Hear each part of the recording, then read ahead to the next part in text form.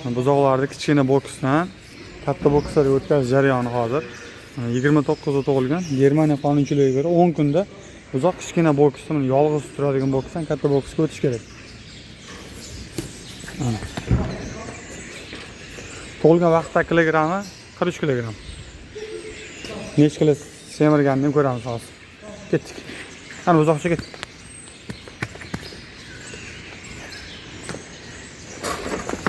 Ozgina bular bit boks ishida turgani uchun yurishga ham qiyinlar tashqariga chiqqandan keyin.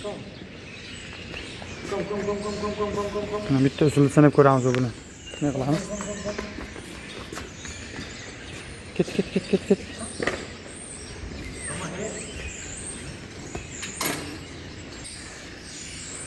Bir amallab buzog'imizni olib keldi taroziga mana. Buzog'imiz 50 kilogramm mana. Xuddi shu buzoq. 7 kilogramm semiribdi. 29da tug'ilgan bo'lsa, bugun 11, 12 kunda. Endi bu yoqqa o'tib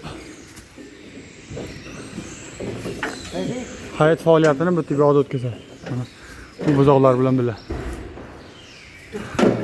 Hammaga rahmat, sog' bo'lasizlar.